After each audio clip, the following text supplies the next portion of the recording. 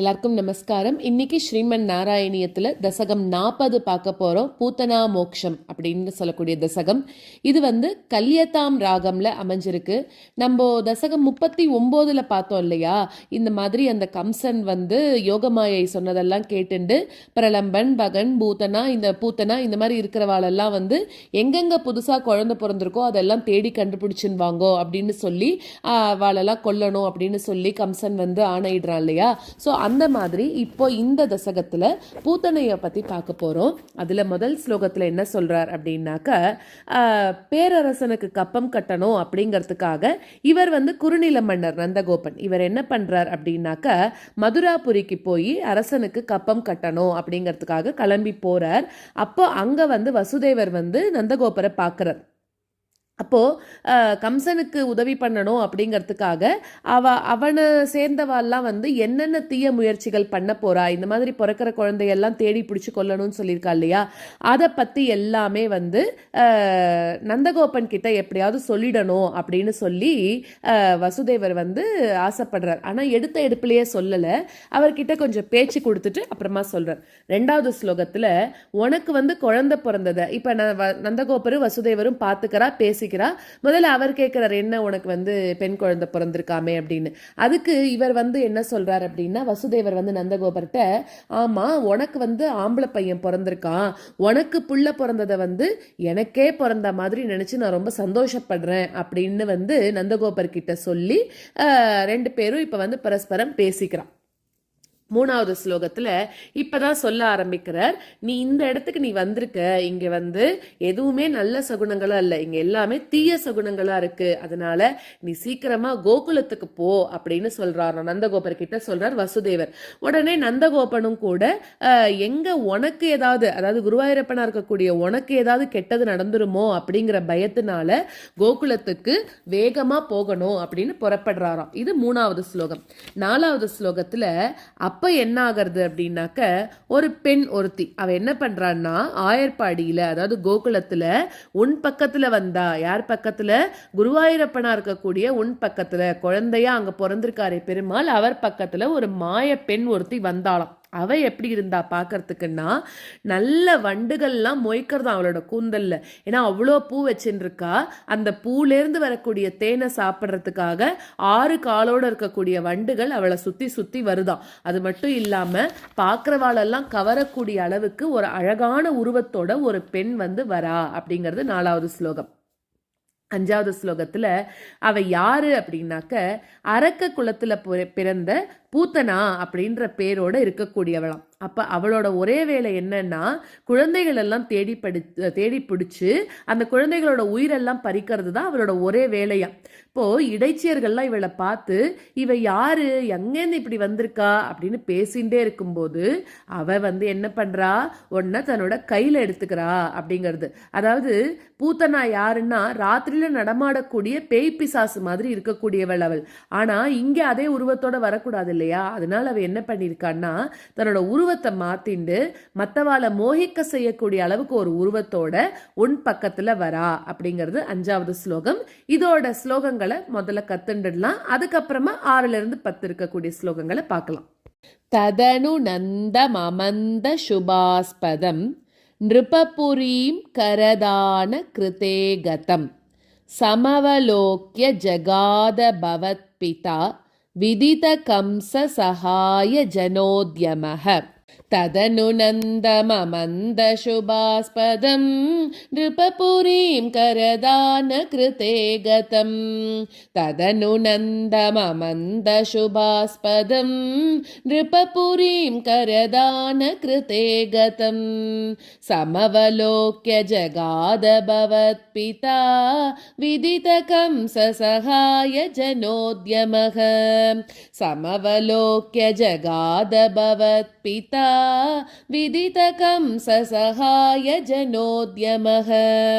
ததனு நந்தமமந்த சுபாஸ்பதம் நிருபபுரீம் கரதான கிருதே கதம் சமவலோக்ய ஜகாத பவத் पिता विदितकंससहाय जनोद्यमः तदनु नन्दममन्दशुभास्पदं नृपपुरीं करदानकृते गतं समवलोक्य जगादभवत्पिता विदितकंससहाय जनोद्यमः अयि सखे तव बालक जन्ममां सुखयतेद्य निजात्मज जन्मवत् इति भवत् पितृतां व्रजनायके समधिरोप्य शशंस तमादरात् अयि सखे तव बालक जन्म मां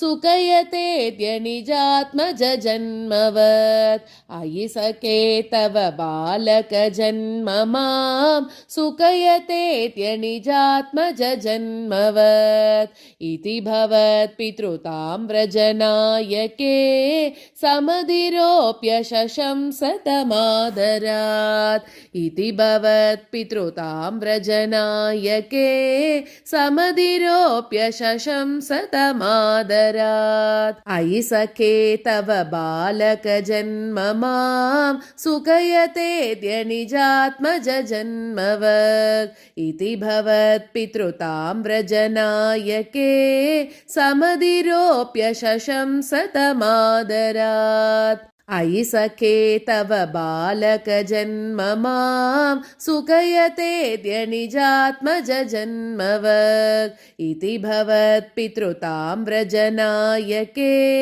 समधिरोप्य शशंस तमादरात् इह च सन्त्यनिमित्तशतानि ते कटकसीम्नि ततो लघुगम्यताम् इति च तद्वचसा व्रजनायको भवदपायभिया धृतमाययौ इह च सन्त्यनिमित्तशतानि ते कटकसीम्नि ततो लघुगम्यताम् इह च सन्त्यनिमित्तशतानि ते कटकसीम्नि ततो लघुगम्यताम् इति च तद्वचसा व्रजनायको भवदपायभियाधृतमाययौ इति च तद्वचसा व्रजनायको भवदपायभियाधृतमाययौ इह च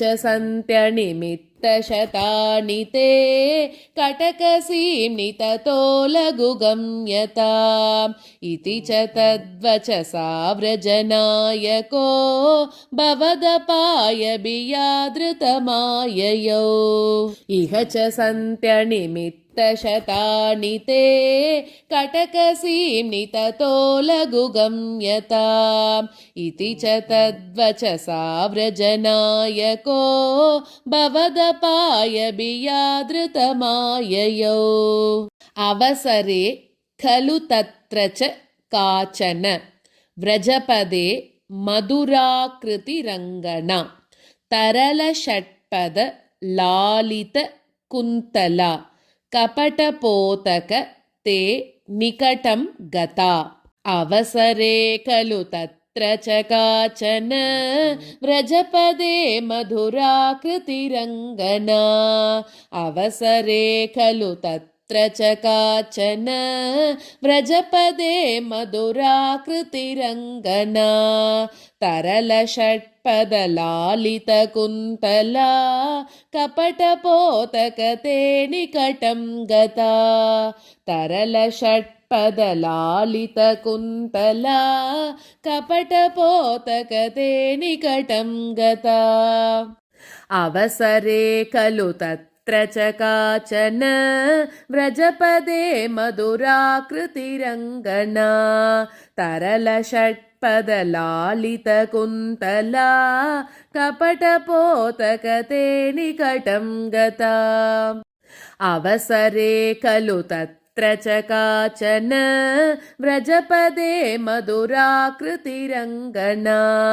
तरलषट्पदलालितकुन्तला कपटपोतकते निकटं गता सपदि सा हृतबालकचेतना निशिचरान्वयजा किल पूतना व्रजवधूष्विह केयमिति क्षणं विमृशतीषु भवन्तमुपाददे सपदि साहृत बालकचेतना निशिचरान्वयजा किल पूतना सपदि साहृद बालकचेतना निशिचरान्वयजा किल पूतना व्रजवधूष्विह केयमिति क्षणं विमृशतीषु भवन्तमुपाददे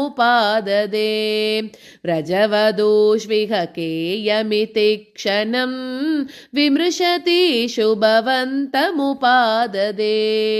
सपदि साहृत बालकचेतना निशिचरान्वयजा किल पूतना व्रजवधूष्विह केयमिति क्षणं विमृशतीषु भवन्तमुपाददे सपदि साहृत बालकचेतना निशिचरान्वयजा किल पूतना व्रजवधूष्विह केयमिति क्षणं विमृशतीषु भवन्तमुपाददे।